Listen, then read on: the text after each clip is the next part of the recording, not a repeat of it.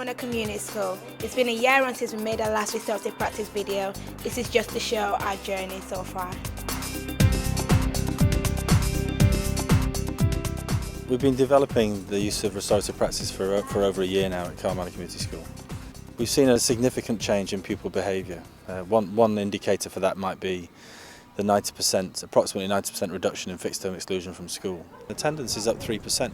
That's a very big jump in a secondary school attendance figure. A year on, I think the atmosphere has changed in the classroom because now pupils are arguing less and falling out less now. Teachers are talking to pupils about what's gone wrong and pupils get their own say. You see a lot more teachers coming out of their lessons to talk to the student about what's happened and how they can improve or change what's happened and trying to, not that there's no consequence, but try to solve the problem right there. The idea of restorative practice is fantastic for building relationships with the pupils. I found that quite often the pupils can dwell on things, and I personally can dwell on things and think that tomorrow, how am I going to approach that situation? Whereas with the restorative practice and being able to have these little chats, being able to focus my questioning so that we actually always look at the future and how we can sort of resolve the situation.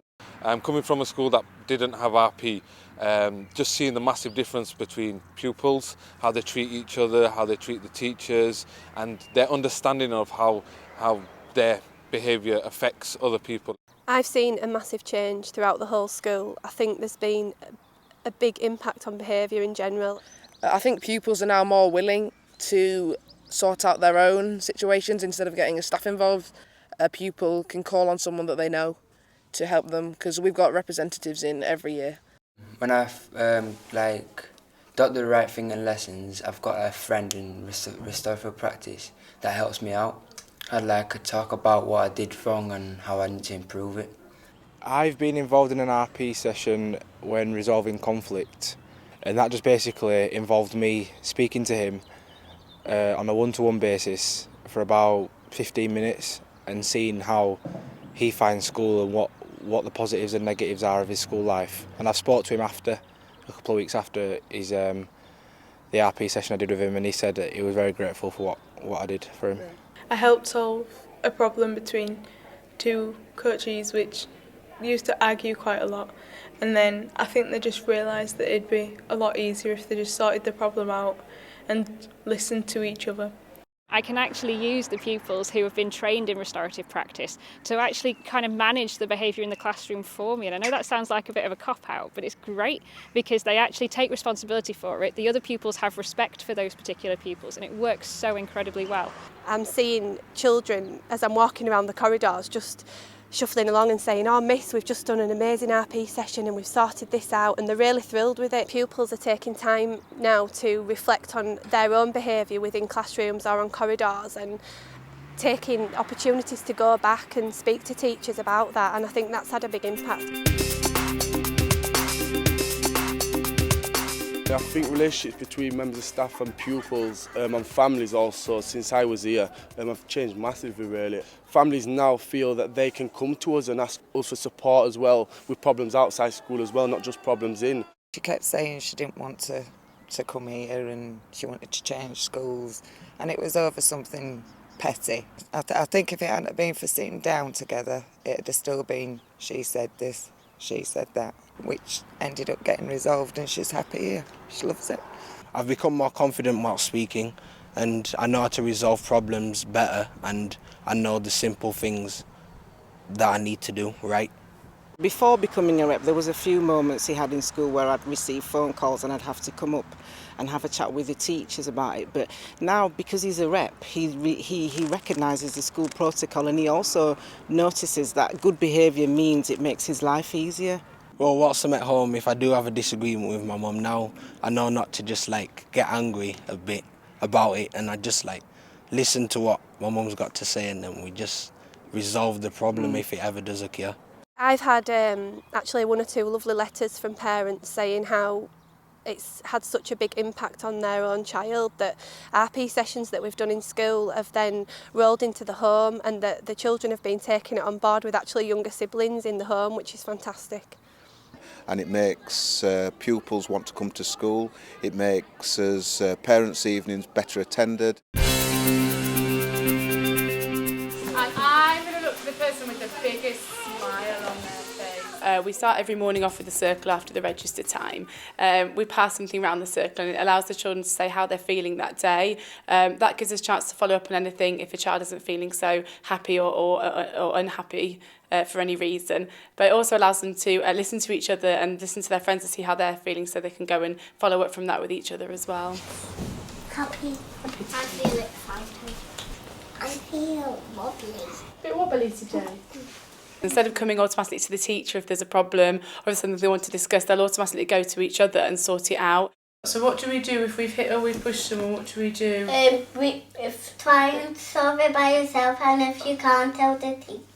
We definitely use it if the pupils have fallouts. I think it's really important for them to reflect on their actions and the actions of their friends. It's something that the children see the staff do and the staff see the children do. So we sort of learn from each other in respect to that. It's learning with each other. The parents have fed back definitely that the children are solving their own problems at home, whether that's with siblings or with the parents themselves, that they're using the language within the RP steps and asking the parents, did that make you feel sad, Mum? Or that's made me feel a little bit better talking about that. Sad, why did it make you feel sad? Because she pushed in. She pushed in front of you. What about you, Kamil? Sad and disappointed.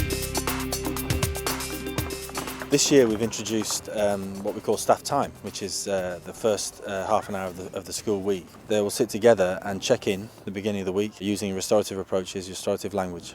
We will set different conversations for problem-solving conversations and sharing good practice conversations. And it's really built the confidence of the staff and the ownership of the direction of travel for the school. I think that's what works in Margaret. All the visitors that we've had I think they've learned quite a lot from what we've been doing at school. They all seem to be very impressed. The body language is a lot different, where before it was more, I'm the big hard person, now it's just more relaxed. The social skill factor of it, definitely. Do they open up and speak more? I spent several days recently just around the corridor seeing how people are getting on, transition between classes, and they seem extremely calm and they seem happy to learn. That's one thing that was very apparent. At the moment, partnership is becoming critical to a whole range of school improvement agendas, and we need to have very strong relationships with our local partners, be it in the very near locality or be it across the city, be they educational partners or other services. If something goes wrong, they know that it will come back to school, that people in the community actually will come to school with a problem and they know that it can be dealt with. RP has helped our more vulnerable pupils by giving them a framework to resolve conflict. They're getting to the point now where they're modelling it, they're doing it, and they're seeing how it works, and they're starting to begin to apply it into their own lives and their own situation. It will have helped some of them outside of school by enabling them to take it back to where they come from their houses, with their friendships, with whatever activities they do outside school, how they communicate maybe on the internet, and how they maybe don't enter into as much cyberbullying or other conflicts that are more social media orientated. Anything that we've put into place, in my opinion, hasn't affected the school climate as much as restorative practice. In and out of school, in sport, at home, just being more like understanding, and the attitude towards school life and sport, RP's help massively. I think that restorative practice can help me in later life because it's a great skill and a great tool that can be transferred to anywhere. So it can help you solve your own relationships and help others fix their relationships. It makes me feel better because I can make the relationship back. So like if I fall out with them, I can make it back if I talk about it more.